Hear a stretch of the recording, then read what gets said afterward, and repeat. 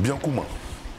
Avant le passage des drones pulvérisateurs, le professeur Tia et son équipe font les derniers prélèvements de larves dans ce bassin risicole situé en pleine ville. Le programme national de lutte contre le palu a tué les vecteurs dans les maisons. Avec la pulvérisation intradomiciliaire, avec les moustiquaires imprégnés, décide maintenant de s'attaquer aux vecteurs de la maladie à l'extérieur. Ce nouveau projet a pour objet de tuer le vecteur dans son lieu de reproduction, comme vous voyez ici les rizières et les flaques d'eau. Ces prélèvements ont été effectués dans les 6 régions les plus endémiques du pays et elles ont permis de déterminer une cartographie pour identifier les zones qui seront traitées par les drones.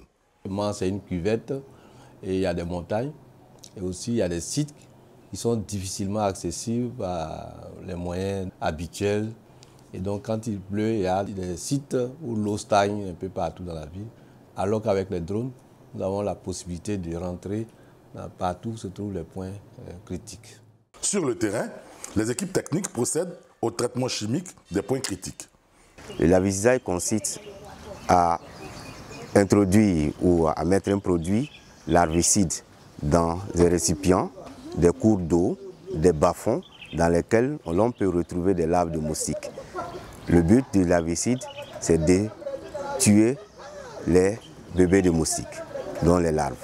Les mobilisateurs font du porte-à-porte pour détruire les gîtes larvaires dans les domiciles et indiquer la conduite à tenir. On doit manœuvrer même tout ce qui peut recueillir l'eau là, on doit les vider. Si ça fait un jour qu'on sait qu'on ne peut plus utiliser, on les vide et on renverse tous nos assiettes, ou on les met dans un lieu où il n'y aura pas d'eau, un lieu sec. Maintenant nos puits qui sont là, on les referme aussi. Pour ne pas, c'est ça là qui font les nids de moustiques. Mais pour avoir un impact durable, la lutte anti-larvaire doit être accompagnée de véritables actions en matière d'hygiène et de salubrité dans un pays où la végétation et les nombreuses variations climatiques sont naturellement favorables à la reproduction des moustiques vecteurs du paludisme. Malgré un taux de mortalité constamment en baisse, le paludisme représente toujours 33% des motifs de consultation dans les hôpitaux en Côte d'Ivoire.